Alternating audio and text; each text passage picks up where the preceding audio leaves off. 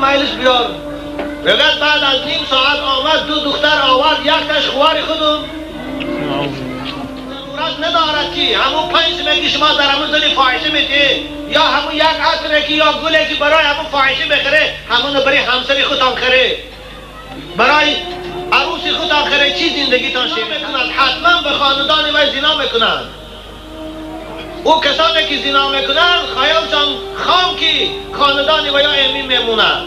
در حق برادرت خیانت کردی، همون زنی که تو به او میرسی یا مادری کدام خواهد جوان جزای کسانی است که در خانش عروس دارد و با زنی مردم خیانت. شو مسلمان بگم زنا کند ایمان از بدنی وی میبرد. این شرمنده باد مسلمانه که به سبب یک ساعت خودتنده خوش از ایمان جدا کند. کسلی سپید که امروز جامعه بشری در تهلکه افتادیند، این نتیجه زناگاری است، این نتیجه بیبندوباری است، این نتیجه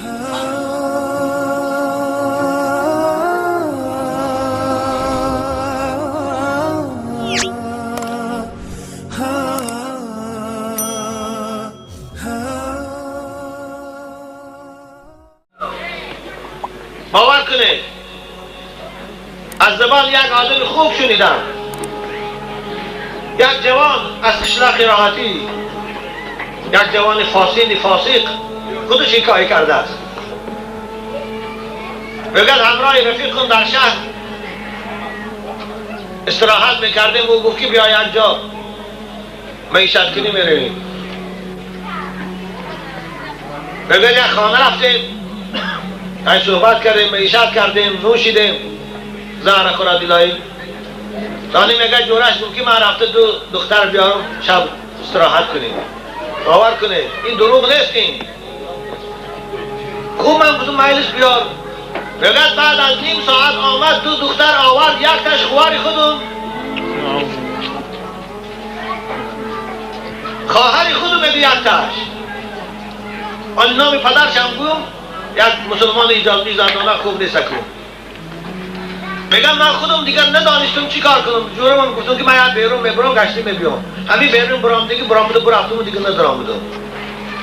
این است عزیزان من. یعنی رسول اکرم در یک حدیث صحیح میفرمایند من زنا زنی به، کسی زنا میکند حتما به خاندان وی زنا میکند. او کسانی که زنا میکنند خیالشان خام که خاندان وی ایمی میمونند. در حق برادرت خیانت کردی، همون زنی که تو به او میرسی یا مادری کدام جوان است، یا خواهری کدام جوان مرد است، یا زنی کدام جوان مرد است مانند خودت باری. در وقتی شهوت چشم کور میکند این فکر نمیکنی؟ خوب دام که روز همسری تو رو کسی همین کار میکند. من یزنی یزن بهی ولو بجداری. حضرت شافعی میگن کسی زنا میکند حتما روز در خاندانی و کسی رو زنا میکنن، خواه خواهر شد، خواه مادر شد، خواه همسر شد، خواه دختر شد، میکنن این کارا. بنابر جوانای عزیز هیچ ضرورت ندارد که همون 5 میگی شما در همون زنی فاحشه میده، یا همون یک عطره که یا گله که برای همون فاحشه بخره، همون برای همسری خودتان خره، برای عروسی خودتان خره. چی زندگیتان شیرین تر میشود؟ بالایی که عذابی که فقط در پیشگاه خدا دارید. 1 ساعت خرسندی دارد زنا، اما 1 عمر و حسرت دارد. پروردگار جوانای ما را از این راههای بد، از این راههای ضلالت و گمراهی نگه دارد. در باب زنا من یک نوار دارم، یک فیته کسیته دارم. کدامت میخواهی بسیارتر در این باب تصورات حاصل کنه، همون کسی رو گوش کنید. جوانای خوب گوش اندازه فردا فقط پشیمان میشه. شاعر میگوید که پشیمانی ندارد سود بعد از خاک گردیدن. درباره عرق که می صحبت میکنم، اینا که همون واقعی که برای من اون مصفید گفت واقعی خیلی تأسف آور است که امروز در بین تاجیکای ما، در بین مسلمانای ما این کارها می شده است. من در کتابهای بدهی خواندم من در فیلم ها دیدگی هستم که در اروپا با خواهرش با خوشدامنش میرسد، با مادرش میرسد، اما در مسلمان ها اکنون این شدید ایستادن. اگر این رفتار ادامه یابد، حالا ما 9 و 10 سال که دموکراسی را قبول کردیم، اگر همین رفتار ادامه یابد بعد از 10 سال دیگر فرق نمیکند این خواهر است یا زنی برادر است، دیگر فرق نمیکند. این آرامش از نکاح حاصل می شود. لتسکنوا الیها وجعل بینکم موده و رحمه. دویم فایده نکاح این است که خدا میگه به سبب نکاح بین عروس و داماد من دوستی پیدا میگردانم. یعنی این دوستیه که بین زن و شوهر است از سبب نکاح است. جوانای خوب، اکثر شما امروز دیدی ساده در فیلم ها فاحشه خانه ها رو دیدی ساده که زنهای فاحشه با مرد فاحشه به مجرد تمام شدن علاقه جنسیشان به یکدیگر نفرت دارند. نه مرد او رو میخواهد دیدن و نه او فاحشه این مرد میخواهد دیدن، اما پولش میگیرد و از دیدار او بیزار است. اما نکاح برای زن و شوهر روز تا روز محبتشان زاید میگردونه. به موسفیدا رو ببینه 50 سال 60 سال با همسراشان زندگی کردن، حالا طاقت ندارن که پای همسرش دخار زنن. در کجا گردد اول خانه دارد از همسرش میپرسد، بچهش میپرسد که مادرت کجاست. یعنی این از سبب نکاح است. بنابراین قرآن میگه و جعل بینکم موده. خدا هست که به سبب نکاح در بین شما دوستی پیدا کرد و رحمه. یعنی دیگر فایده نکاح این به وجود آمدن فرزند است. مراد از رحمه مفسرین کرام فرزند تفسیر کردن، نبیره تفسیر کردن، عبیره تفسیر کردن. فایده دیگر نکاح این به دنیا آمدن فرزند است. فایده دیگر نکاح این ادامه نسل است.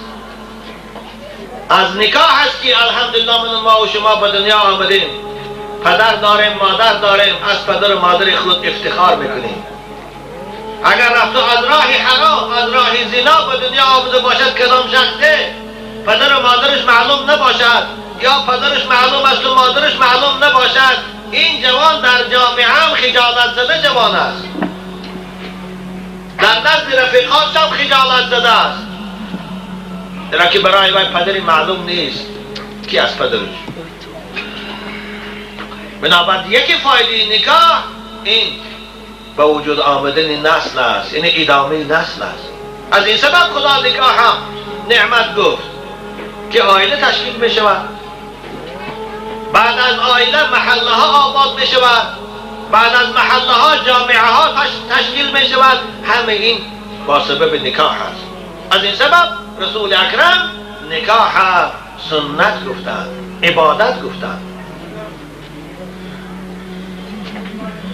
این فی ذلک لآیات لقوم یتفکرون. خدا میگه در این آفرینش مرد و زن و یک جای کردن اونها به واسطه نکاح خود دلیل است بر وجود خدا برای کسانی که فکر کنند.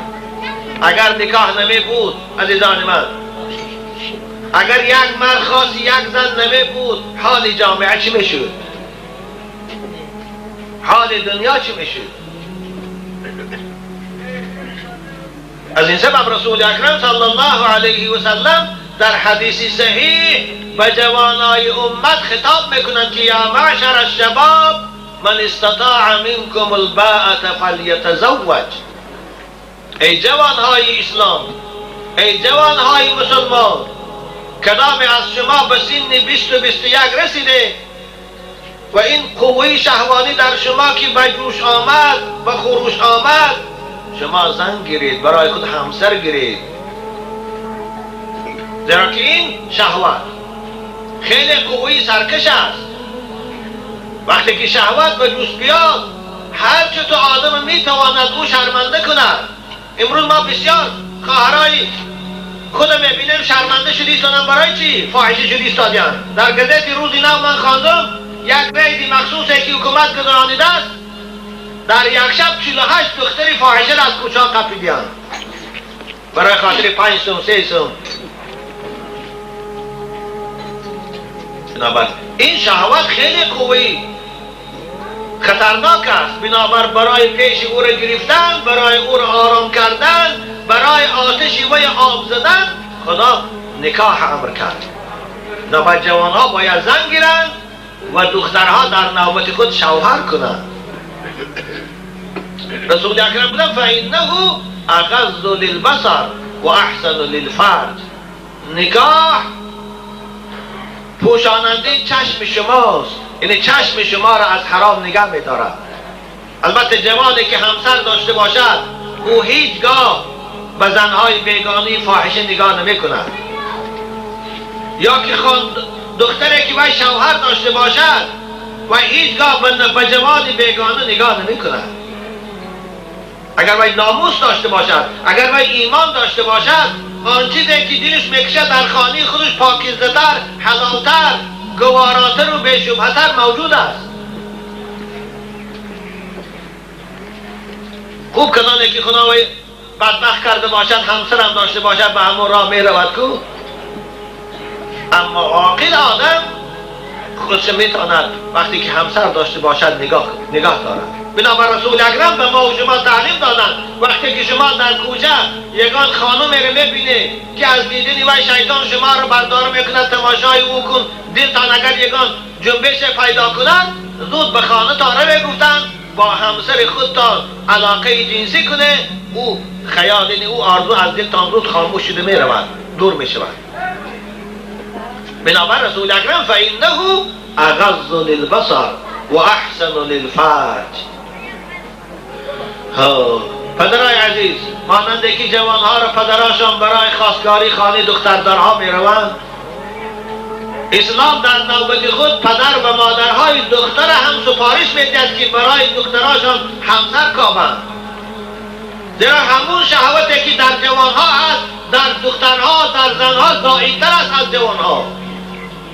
زیرا که خجالتی که دختر برای پدر و مادر میبیارد وی زائدتر است از خجالتی که بچه میبیارد. بنابر باید پدر دختر و مادر او جای عیبش نیست وقتی که در همسایگیش یا در محلش یگان جوان با آداب و خوش اخلاق است، خودش رواد پدری همونو گردی بیا دختری منو کلین کن. صحابه های رسول اکرم خودشان خانه بچه دارها میرفتن، میگفتن ما دختر داره، مگرش شما خواهش داشته باشه او رو کلین کنید. حضرت عمر رضی الله تعالی عنه وقتی که دخترشان حضرت حفصه شوهرشان وفات کرد خوشان خواستگاری آمدن، رسول اکرم گفتن که دختری من شما ازدواج کنید. در که اونها ایمان داشتن، اونها را ایمانشان بالاتر از ناموسشان بود. حالا ما پدر و مادرها یگان جوان تکلیف کنه که بیا دختر میگیر به خود ما ناموس میدانیم، عیب میدانیم که نخواد من دختر رو پیشکش کنم. اما وقتی که دختر ما در کوچه ها با سر لوچ و با کرتی آستین کلده میگردد این در رشک نمیکنیم. دختر ما شبها ویچر میرد نمیبیاد پگاه بیاد این در رشک نمیکنیم. در ماشینه های بیگانه سوار برداد میرود و رامید میرد در این رشک نمیکنیم. اما خود ما یک جوان خوب بردیم بیا دختری من کلین کن این در رشک ناموس میکنیم. این ناموس نیست. از این سبب پروردگار امر کرده از پدر و مادرای دختران را هم و انکحوا الایام منکم والصالحین من عبادکم و ایمائکم. ایما در اینجا زنها را خدا خود میگوید، یعنی ای پدر و مادر در خانه شما اگر پسری به بلاغت رسیده باشد یا دختری به بلاغت رسیده باشد شما برای اونها را ازدواج کردن حرکت کنید، برای اونها داماد یابه، برای پسرتان باشد عروس انتخاب کنید. از فقیری از کمبغلی خدا میگن نترسید. رسول اکرم در یک حدیث صحیح میگویند پروردگار وعده داده است، کفیل شده است که هر جوانی برای خاطر خودش از زنا نگاه داشتن قرض کرده اگر زن گیرد من خود کفیل هستم که قرض او رو زود ادا میکنم. یعنی یک سبب پیداش میکنم که ثانی همون پولم یا بود و قرض میجد خلاص میشود.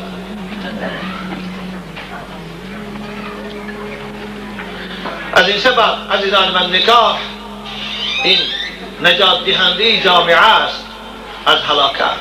ببینید امروز از سبب جوانهای ما و جوان دخترهای ما از نکاح دور شدنشان دنیا به چی مرض مبتلا گشته است؟ کسلی سفید که امروز جامعه بشری در تهلکه افتادیند، این نتیجه زناگاری است، این نتیجه بیبندوباری است، این نتیجه فحشاست. برای چی گذشتگان ما تو سپید نبود؟ برای چی گذشتگان ما سیفلیس نمی دانستند؟ برای که اونا پاکیزه بودند. درباره سپید البته شما خودم در تلویزیون و گزیده ها روز خانده من صحبت نمی کنم، اما این قدر گفتنی هستم جوانای خوب که نکاح ما شما را از زنا نگه می دارد. زنا در نظر اسلام چی گناه است؟ یکی از گناه های کبیره که اسلام برای وی جزا مقدر کرده است این زناست. شخصی زناگار در دنیا، در همین دنیا اگر حکومت اسلامی جاری باشد، قانون قرآن جاری باشد، هم جوان و هم دختر اگر زنا کنند به شوهر و به زن باشند 100 تا زیانه زده می شود. اگر شوهردار یا جوانی همسردار زنا کند او را حکمش قتل است. در که جنایت خیانتی در برادر مسلمانش کرد، خیانتی در جامعه کرد، خیانتی در یک عائله کرد، بنابراین حکم وی قتل است. خوب اکنون این امروز از سبب نبودن قانون قرآن جاری نیست، اما عذاب زناگارها در پیشگاه خدا چیست؟ یعنی عزیزان من این صحبت من برای آن نمیکنم که در میل شما این جوانهای افلاس هست. من امید دارم انشاءالله شما جوانهای خوب هستید، اما به هر حال دانستن حکم اسلام برای هر یک مسلمان ضرور است. قرآن میگوید اعوذ بالله من الشیطان الرجیم ولا یزنون ومن یفعل ذلك یلقى اثاما یضاعف له العذاب یوم القیامة و یخلد فیه مهانا. بنده حقیقی خدا، بنده با ایمان، بنده که میگوید من مسلمانم، قرآن میگوید او زنا نمیکنه. ولا یزنون، زنا نمیکنه. یعنی با زنی مردم، با دختری مردم چشمی بد نمیکنه. این است نشانه مسلمان. و من یفعل ذلک، اما هر کسی که زنا درود، هر کسی که با یک برادر مسلمانش خیانت کند، با یک عائله برادر مسلمانش خیانت کند، یلقى اثاما، او را خدا بعد از مردنش اگر توبه نکرده رفته باشد، خوب اگر توبه کند، از این کارش پشیمانی کند، آب دیده کند، خدا انشاءالله میگذرد. لیکن توبه نکرده به همون فاحشگیش، به همون افلاسیش اگر مرد، یلقى اثاما، خدا میگه او را من میاندازم در یک چاهی از چاههای دوزخ. مفسرین کرام اثامه ابن عباس میگن نامی چاهی است در دوزخ، یعنی نامی کامره است. اصطلاح امروز گویم کامرای تورماسکو، کامره است که خیلی عذاب و جانگداز است. حتی دوزخ از عذاب وی پناه میگیرد. این کامره جزای کسانی است که در خانهش عروس دارد و با زن مردم خیانت میکنه. یضاعف له العذاب، خدا میگه بالا این با عذابهای جانگداز به او کرده میشود. و یخلد فیه مهانا، در این کامری عذاب او همیشگی جاویدان خارزار عذاب میکشد. عذاب آخرت عزیزان من مانند عذاب دنیا نیست. کامره های ترمه های آخرت مانند کامره های هفتم و هشتم کامره خمان نیست. و عذاب خدا عذاب است که درونسوز است، عذاب جانسوز است، عذاب بدنسوز است. در این کامره های دنیا عذاب سخت‌ترین است، انسان هلاک می شود زود دیگر حس نمی کند، یا بیهوش می شود دیگر عذاب حس نمی کند. اما در کامره های عذاب الهی مرد دیگر نیست، مردن نیست که دیگر عذاب خلاص شود. همیشگی است. از این سبب رسول اکرم در یک حدیث صحیح می‌فرماید اذا زن العبد خرج منه الایمان فکان فوق رأسه كالظل. وقتی که بنده مومن، یعنی کسی که خوش مسلمان میگه، زنا کند ایمان از بدن وی میبرد. این شرمنده باز مسلمانه که مثلا به سبب یک ساعت خودتنده خوش از ایمان جدا کند. شخصی زناگار از نظر اسلام ایمان ندارد بود. رسول اکرم در حدیث صحیح می‌فرماید لا یزنی الزانی حین یزنی و هو مؤمن. بنابراین عزیزان من، در اسلام زنا نیست، در اسلام عرق نوشی نیست، در اسلام قمار نیست. شما تصور کنید جامعه‌ای که وای زناگاری نداشته باشد، جامعه‌ای که عرق نوشی نداشته باشد، جامعه‌ای که آدم کشی در وی نباشد، جامعه‌ای که دزدی در وی نباشد، چه جامعه‌ای پاکیزه است. اگر زنا رواج یافت، هیچ کس از خاندانش امین نیست.